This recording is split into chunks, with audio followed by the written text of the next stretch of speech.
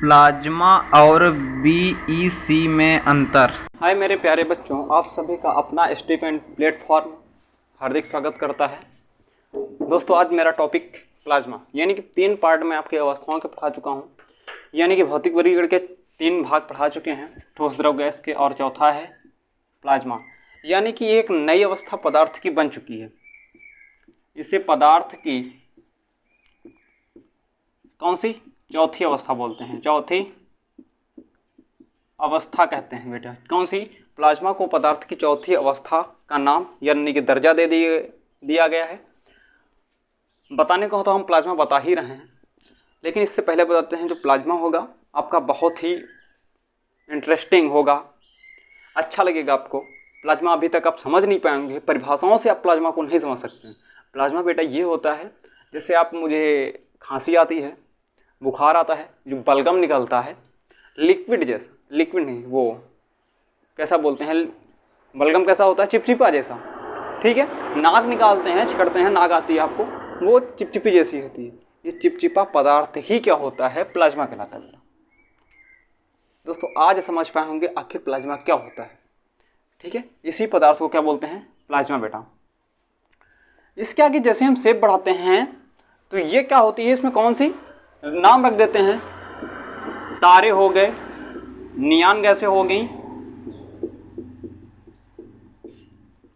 ठीक है, तारे हो गए, नियान गैसें हो गई, और फ्लोरेसेंट, इन सब में क्या पाया जाता है, इसे ही बोलते हैं प्लाज्मा। इसे क्या बोलते हैं बेटा, प्लाज्मा। इसे ही हम बोल देते हैं प्लाज्मा। ये पदार्थ की चौथी अवस्था होती है।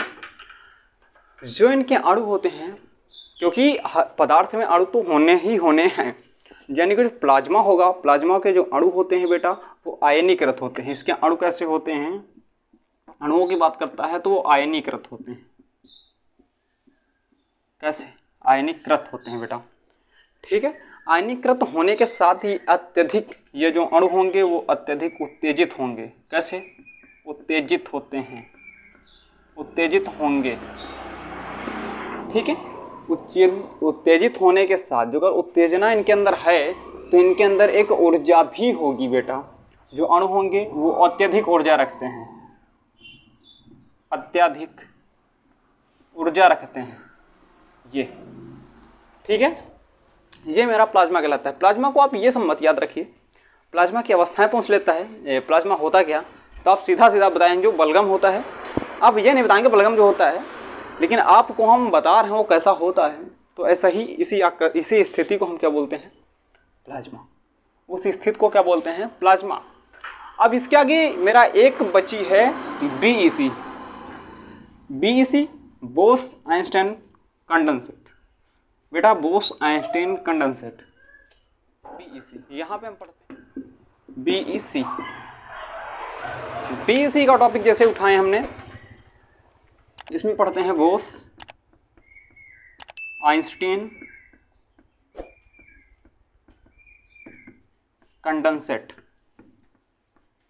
इसका फुल नेम आपसे पूछता है तो आप बताएंगे बीईसी पदार्थ यानी कि भौतिक अवस्थाएं, जो भौतिक वर्गीकरण होगा। भौतिक वर्गीकरण के आधार पे 5 भाग होते हैं, 5 पार्टों में डिवाइड किया जाता है।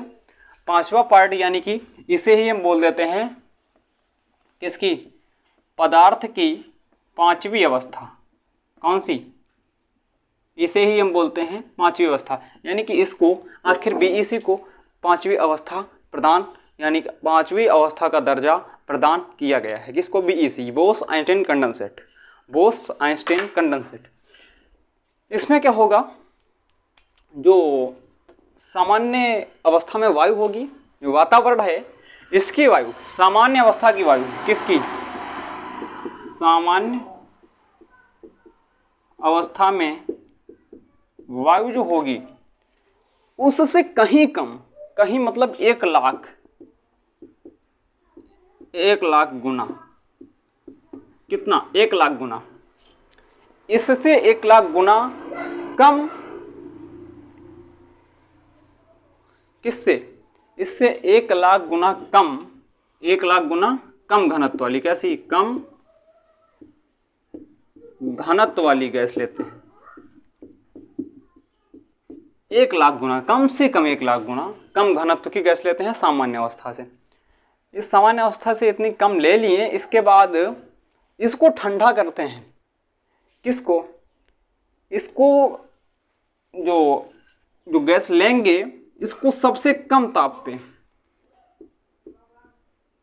सबसे कम ताप पर ठंडा करने पर जो नई अवस्था प्राप्त होगी, किसके? नई अवस्था, उसे ही हम बोलते हैं बीईसी, उसे ही हम बोल देते हैं बीईसी। दोस्तों वीडियो अच्छा लगा हो तो लाइक कमेंट शेयर बनता है अगले टॉपिक के साथ, यानी कि आंतरिक परिवर्तन क्या होता है, पदार्थों की अवस्थाओं का अंतर परिवर्तन क्या होता है, ये हम अगले टॉपिक के साथ पढ़ते हैं।